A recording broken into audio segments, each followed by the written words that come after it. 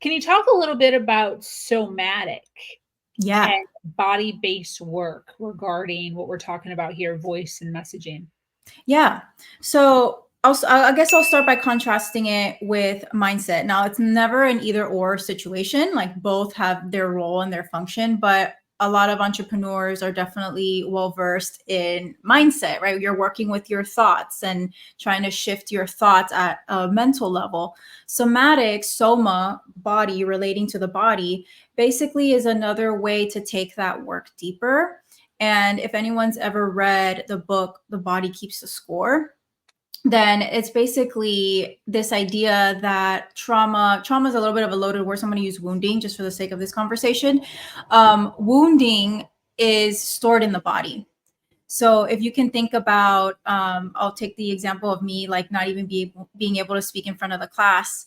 If you think back to a really embarrassing moment or a moment where you still kind of think back to and you cringe, right? When you think about that, you maybe get visuals. Your body has reactions to even that memory. Maybe you get flutters in your stomach, or you get a little anxious. You start tapping.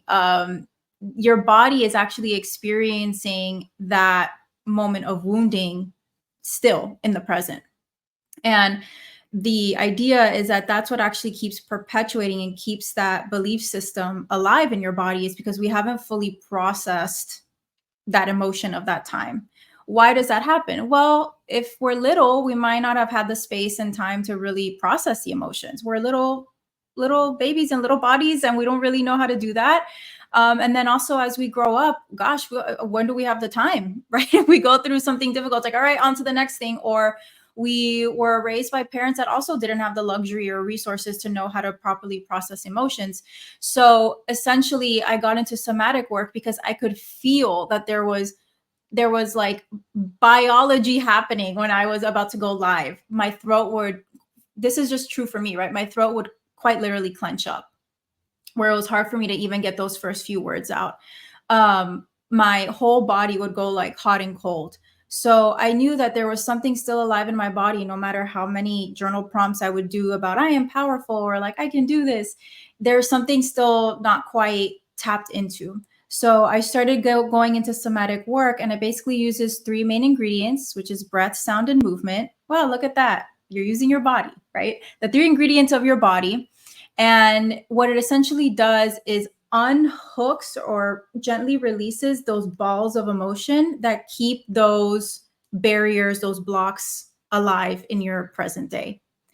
And I can't even fully explain in words what it feels like, but you can kind of think of it as that block opens up, it's almost like there's this surge of energy.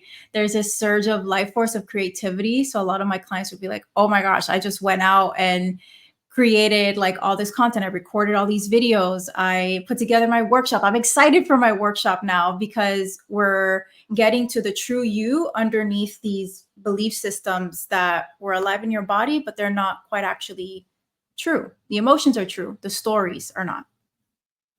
Wow.